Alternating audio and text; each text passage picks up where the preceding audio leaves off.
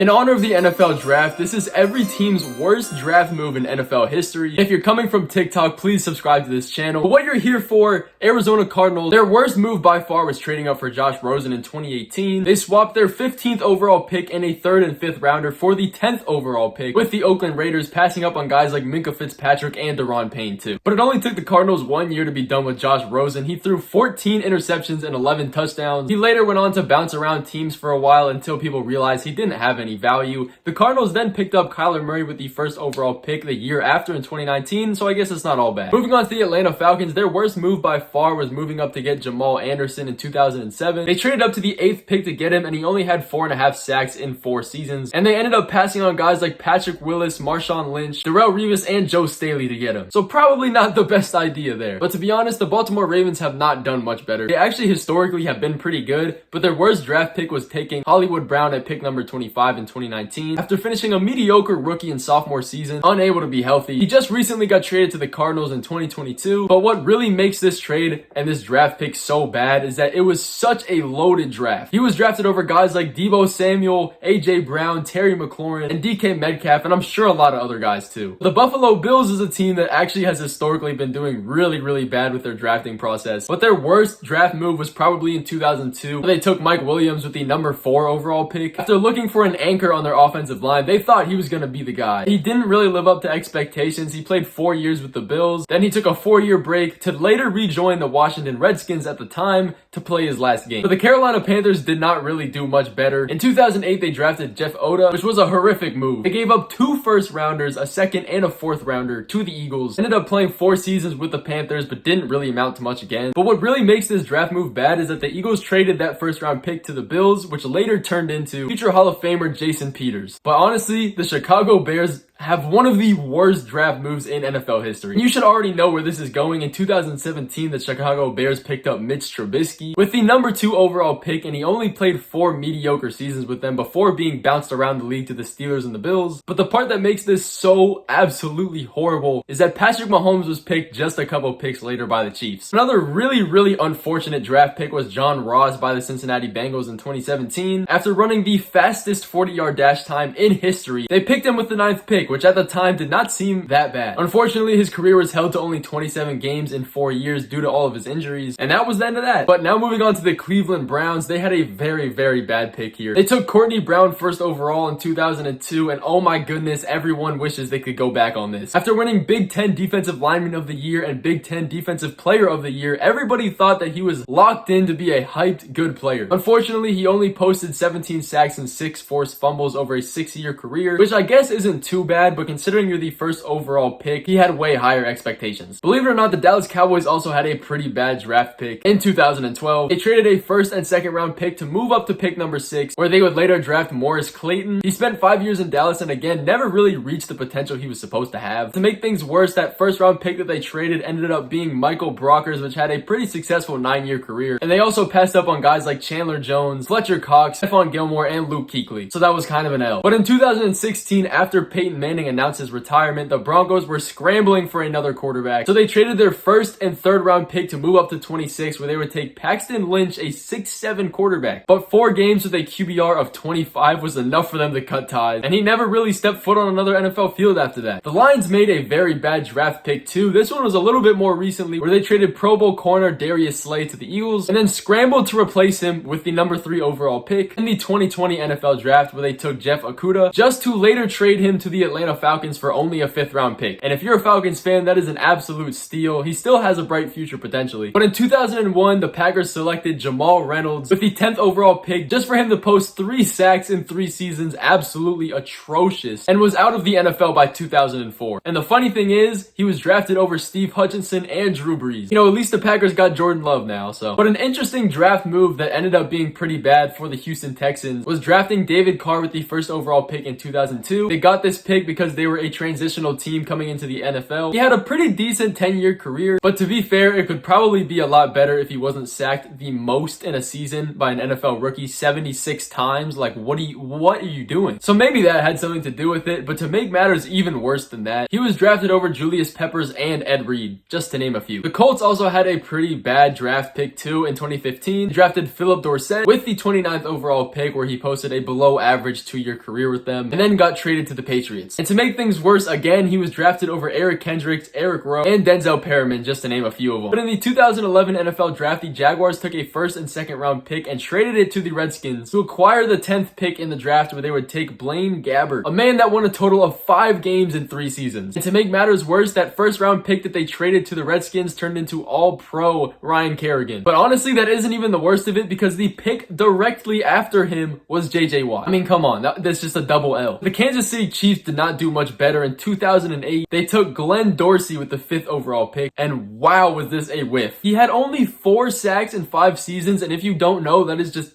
terrible. You could probably get more than that. And the funny thing is, almost all of these sacks came in the 2010 season, where they went 10-6 and made it to the wild card round, where they lost to the Ravens. And the Chiefs also passed up on guys like Ray Rice, Calais Campbell, and Aqib Talib. Honestly, I think the Raiders pick was worse than that. In 2007, they had the 1st overall pick, where they took Jamarcus Russell. He ended up going 7 for 18 over a 3-year career and had a 52% completion rating and threw 18 touchdowns but 23 interceptions in that time. But to make matters worse for that, it was near impossible to miss in that first round, because the first 2 picks right after that were Hall of Famers Calvin Johnson and Joe Thomas. I mean, you had a 33% chance to get somebody good and you missed. In 2010, the Chargers also made a pretty bad draft pick though. They made a trade with Miami to where they would get the 12th overall pick, and they picked running back Ryan Matthews, only for him to post a mid-career having 2 1,000-yard seasons. But again, the kicker is that they passed up on guys like Brandon Graham, Demaryius Thomas, and Devin McCourty. But honestly, this LA Rams pick was just actually laughable. In 2010, the Rams picked Sam Bradford as their number 1 overall pick, but he did pretty good. He placed 2nd in Rookie of the Year votes, but with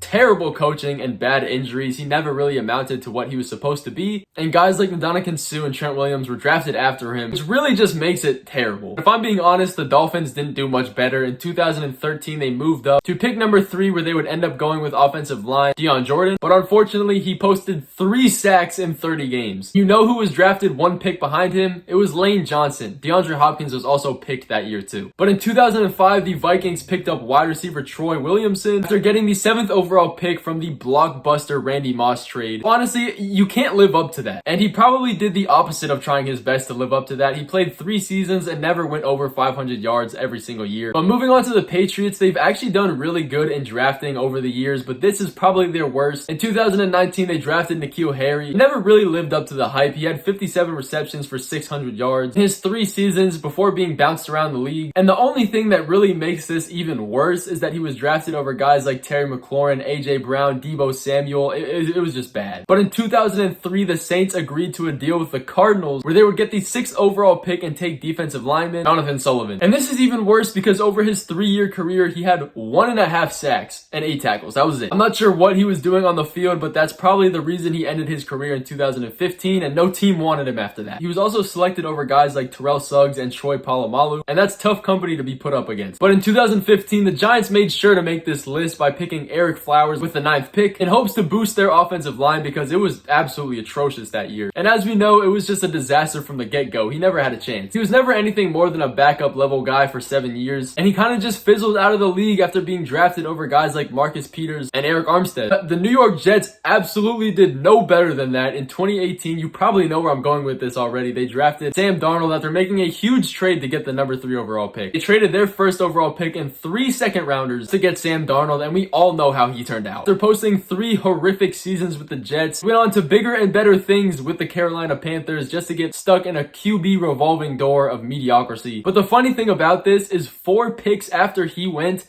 Josh Allen got drafted. Now imagine if that would have happened. But the Philadelphia Eagles is probably one of the most unfortunate draft outcomes. In 2020, the Eagles selected Jalen Reagor with their 21st pick, who apparently struggled with catching the ball, which is pretty ironic to say because he's a wide receiver and that should be his job, but he has a 10% drop rate on his career. And the part that really makes this bad is 1 pick after him, Pick number 22, the Minnesota Vikings picked up Justin Jefferson. And can you imagine what the Eagles would look like if they had Justin Jefferson too? I'm kind of glad that never happened. That was by far one of the worst draft moves in history, but the Steelers didn't really do much better than that. In 2013, they absolutely fumbled the bag drafting Jarvis Jones, 17th overall, and the Steelers defensive line coaching that was actually pretty good didn't really whip him into shape and couldn't do anything with him. He had 6 sacks in 4 seasons, and I'm sure they really could have used a guy like Xavier Rhodes or DeAndre Hopkins, who also went later in that draft. In 2017, the 49ers drafted Solomon Thomas, a defensive end with a 3rd overall pick. And they did that after trading down from the number 2 spot. He also ended up recording 6 sacks in 4 seasons before he ended up playing his last game, which by the way is awful. But I guess it's not all bad because the Bears ended up picking Mitch Trubisky after moving all the way up to number 2, so it was really a lose-lose situation either way. But in 2009, the Seahawks selected Aaron Curry, who did not live up to expectations whatsoever. He was supposed to be a good player and actually was rated very well at the time, but he recorded 5 sacks in 3 years, which was underperforming for him. But the one bright side for him is that he just recently got signed to the head offensive line coach for the Steelers, so it's not all bad. But in 2012, the Tampa Bay Buccaneers made a huge mistake selecting safety Mark Barron with the 7th overall pick. He only ended up playing 2 seasons with the Bucs before getting traded, but what really makes this a terrible draft move is that the next 5 picks all ended up being Pro Bowlers. You can't get more unlucky than that. But in 2006, the Titans made a huge mistake, drafted Vince Young 3rd overall, and I'm sure a lot of you guys know where I'm going with this. He never really amounted to anything with the Titans with a 5-year career with them. He did make the playoffs in 2007 where he had 138 yards, 0 touchdowns, and 1 interception. But that was just about the end of that, and his career was over. But in my opinion, saving the worst for last was Washington drafting RG3 in 2012, and it wasn't just as bad as that. They gave up everything to get the number 2 overall pick, a 2012, 2013, and 2014 first overall pick, as well as a couple seconds and some other things. Honestly, at the time, this was not an overpay. RG3 had a couple Rookie of the Year honors and led the Redskins to a division title, but as we all know, he could not stay healthy and his knee injuries completely derailed his career. And as a Washington fan, this still haunts me to this day. But at least he's making the most of it. He ended his career with the Ravens and is now appearing on various television broadcasts as an upcoming analyst, so good for him, I guess. But that was all of the worst draft moves by every single team in the NFL. I appreciate you sticking around to this video, and if you have, you're a real one.